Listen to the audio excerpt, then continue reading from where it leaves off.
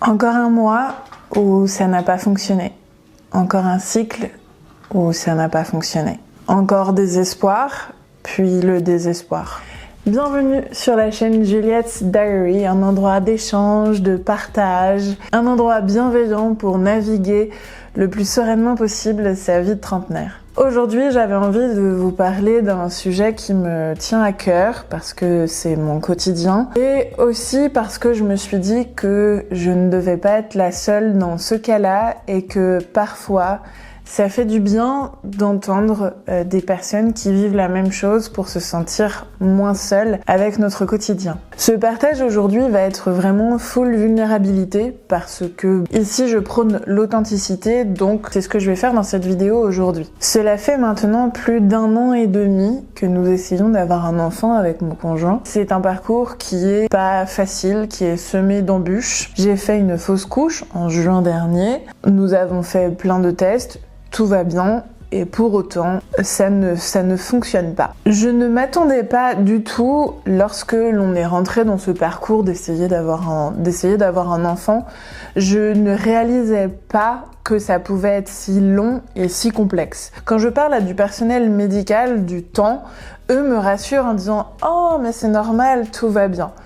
Sauf que je sais pas si vous, les femmes, c'était comme ça pour vous. J'ai eu l'impression qu'adolescente, un peu comme une épée de Damoclès au-dessus de sa tête, c'était attention, surtout ne tombe pas enceinte, comme si on allait tomber enceinte au moindre bisou. Bien sûr, j'ai été très bien éduquée de ce côté-là, je sais comment on fait les bébés. Néanmoins, ça a mis dans ma tête, si vous voulez, cette croyance que à chaque rapport, on peut tomber enceinte.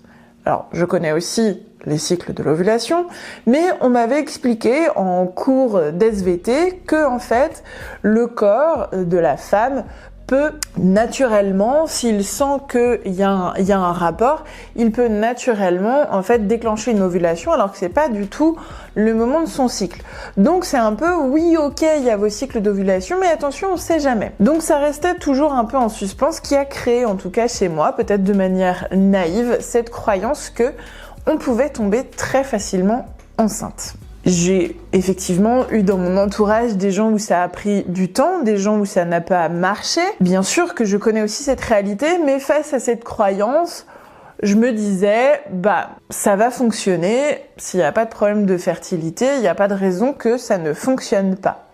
Sauf qu'en fait, le corps humain est bien plus complexe que ça. Je pense que la nature est plus complexe que ça et qu'il y a des variables qu'en fait, aujourd'hui, on ne connaît pas encore. Il y a apparemment des avancées scientifiques dans d'autres pays, mais moi qui ai aussi une spiritualité, je pense aussi qu'il y a une partie scientifique, bien évidemment, c'est logique, mais qu'il y a toute une partie aussi de mystère de l'univers.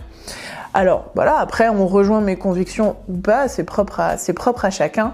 Mais voilà en tout cas comment je vois les choses aujourd'hui. Je me dis que voilà, des fois c'est aussi des chemins de vie, etc. Je vous parlais de ça parce que c'était pour vous dire à quel point finalement je suis arrivée dans ce projet bébé avec l'impression que au bout d'1 ou 2 mois j'allais tomber enceinte, ce qui n'a absolument pas été le cas.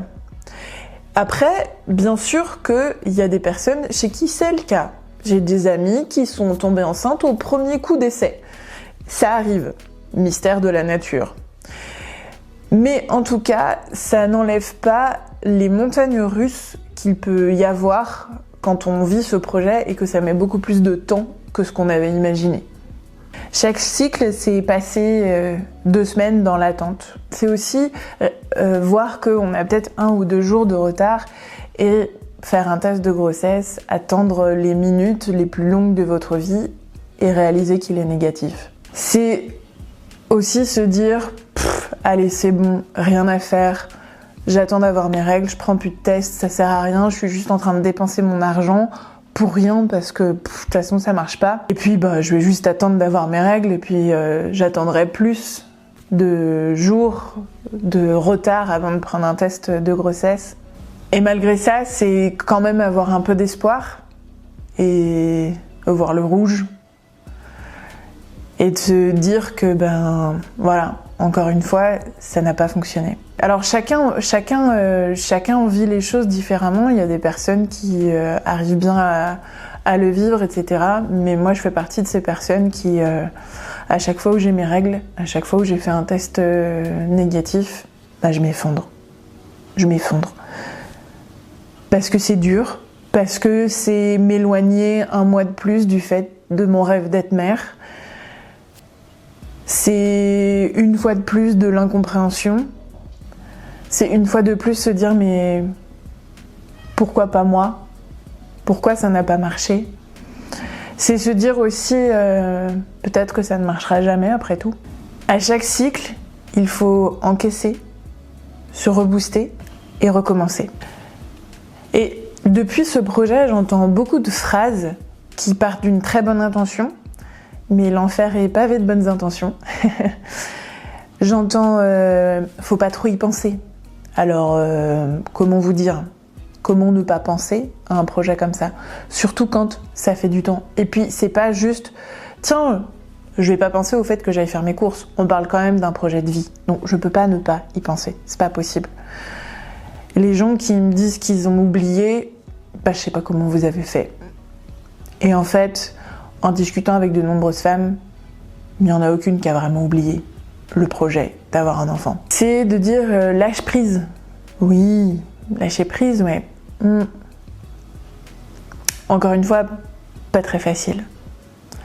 C'est dire oui, mais c'est peut-être pas le bon moment, ça viendra quand ce sera le bon moment. Je suis d'accord avec ce principe de ça viendra quand c'est le bon moment. Ça viendra quand la nature a décidé que ce sera le bon moment. Ça viendra quand cette petite âme, elle aura décidé de s'incarner.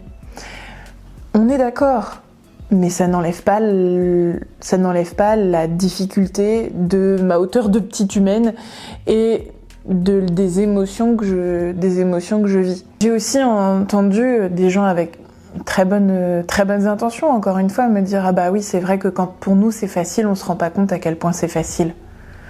Oui, alors garde cette phrase dans ta tête s'il te plaît. Parce qu'en fait, je comprends qu'à ce moment-là, tu fais preuve d'empathie, mais ça m'aide pas.